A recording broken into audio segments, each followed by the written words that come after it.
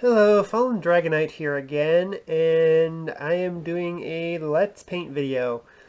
Yeah, haven't done one of these in a while, but mostly because some of the miniatures I've been painting have been either super hard detail that would be impossible to do on film, or miniatures that have a strict deadline I had to get done in time for. So, yeah.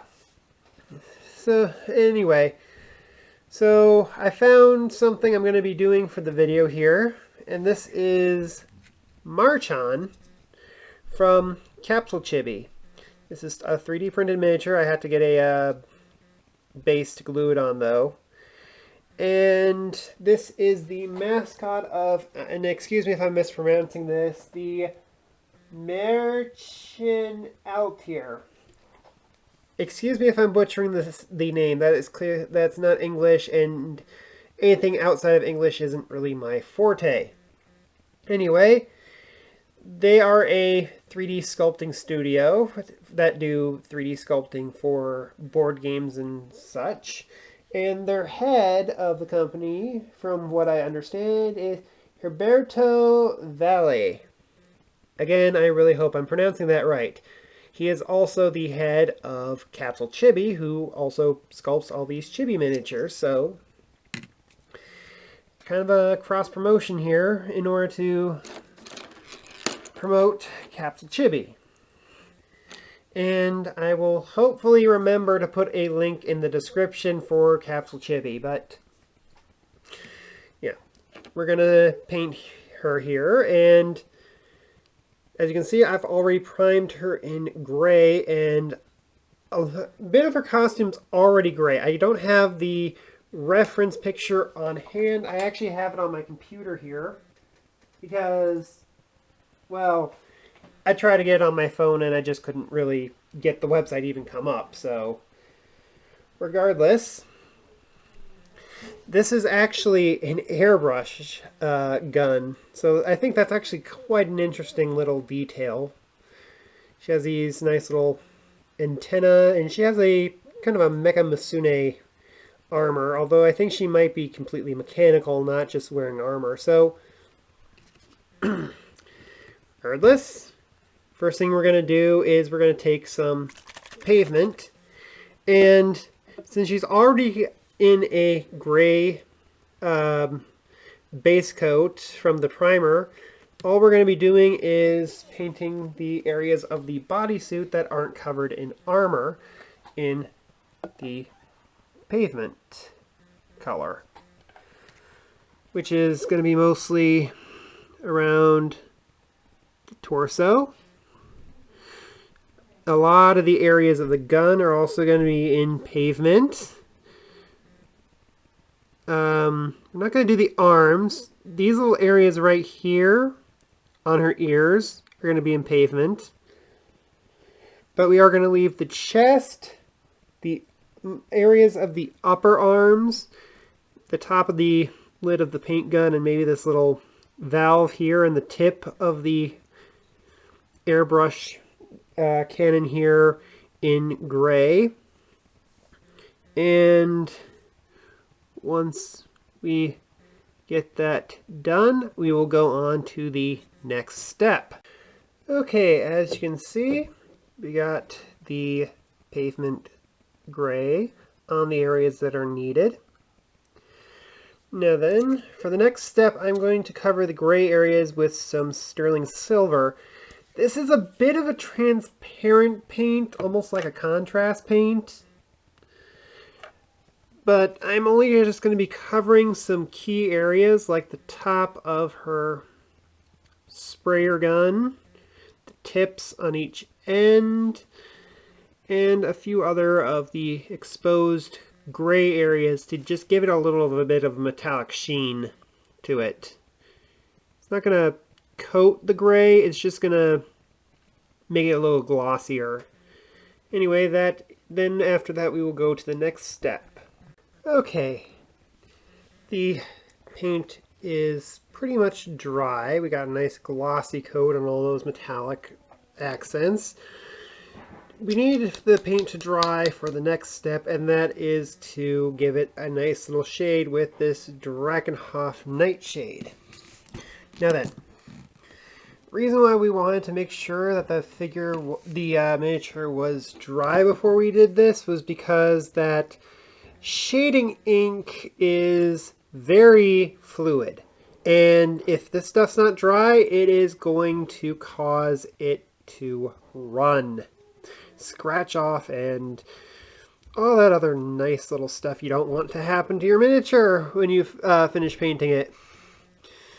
So it just rubs off the paint. So we're just going to be very light on the shading ink. We don't need to go everywhere, but we do need to go to the ears and most of the metallic areas. And of course, we also need to wait for the shading ink to dry before we actually get around to the next step. I'm going to go over with the brush to make sure that I get any of the excess ink off, and we shall go to the next step. Okay, as you can see, the shading ink has dried, brings out a lot of that detail work. Add a little bit extra paint on a few areas that I missed before. And the next step is actually going to be a two-parter because this is just one area.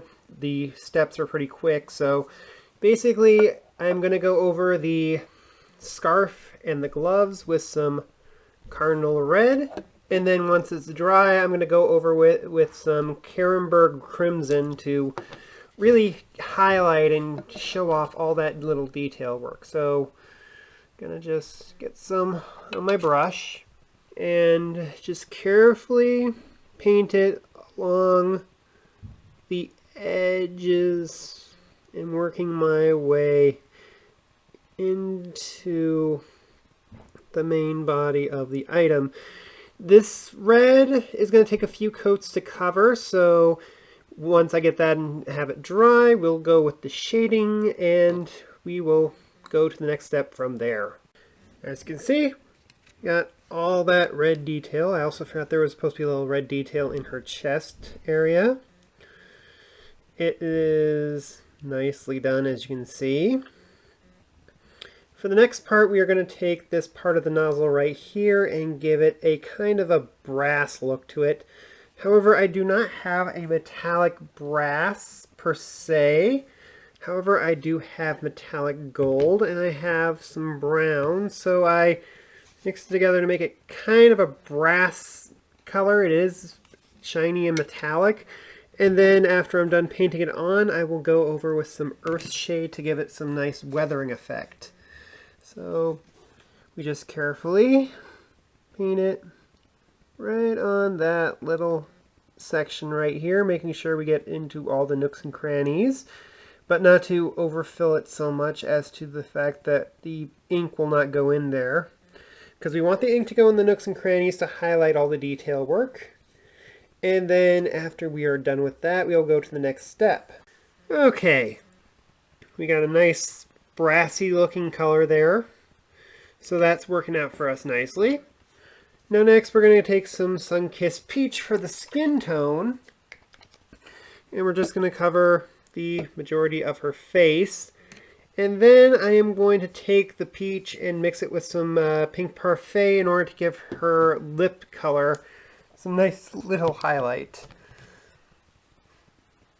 And basically, I'm not going to paint on just pink because that just makes it really bright and glamorous, but for something like this where the skin tone is supposed to be a lot less prominent, like for example around the lips I mean, then I really would want to try to basically get a blend instead of just outright painting pink on there. You can also see that this is kind of a thin paint, so it's going to take a few coats to get this on. So we'll return to this after we get this face painted. Okay, got the skin tone on. Not really coming on camera, but you can see barely tell the lipsticks on there. if you look, you can actually see the lipstick, the lip color on there. Not lipstick, it's the lip tone. But on camera, it doesn't really come out too well. Anyway, next we're going to try and get the hair. Now then, it's kind of an orangish red, so I blended some cardinal red with some jack-o'-lantern. And then I am going to just coat it with some Fugan orange in order to get it a bit of an orangish tone. So after mixing it, it kind of looks like this. And I'm not going by exact measurements here. I just blend the colors until I get something that looks right. So anyway, we're just gonna go over the hair and the eyebrows as well. Might take a few coats to get this to work, because if it's spread out enough, it's just a little thin and the gray peeks out from underneath it. So it's probably going to take like 2 or 3 coats in order to get the proper coverage. So, and then once we're done with that, we're going to let it dry and then cover it with the shading ink, and we'll get back to the next step after that. Okay, we can now see that we got the hair done. Still kind of drying, but these next couple of steps aren't going to be too difficult, because I'm going to go through a few of the smaller details that I need to do here. I'm going to paint the base black. I'm going to paint the paint canister in a bit of a sorbet green, so that way it can also pass as a slime cannon if you want to use it for combat. I'm also going to put a little bit of jack-o'-lantern orange and a few little bits of detail on the legs. And there's at least 1 or 2 parts of the arm that need to have that little detail put on. So without further ado, let's get the lime sorbet and start painting that cannon.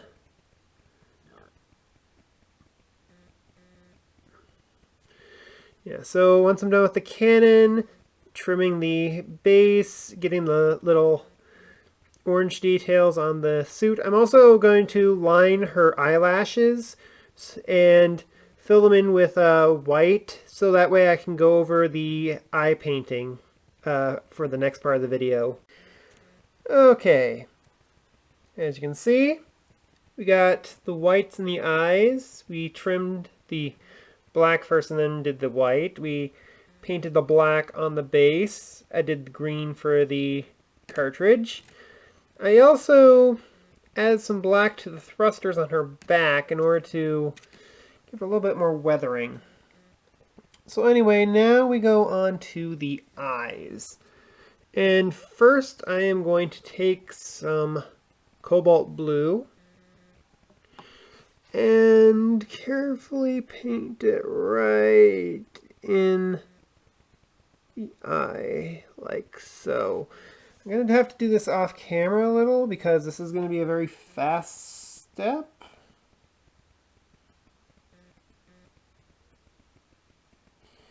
But I have to basically trim around white of the eye, hitting the eyelash like so, positioning the eye so it looks like she's looking off to the side.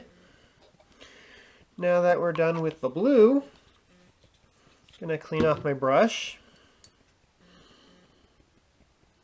And we're going to take some black and dot in some pupils.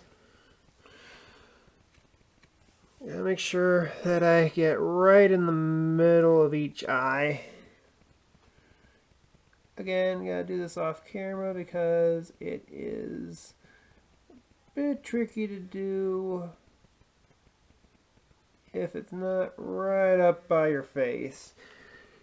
Considering how dark her eyes are, it might be hard to see the pupils, but they are there.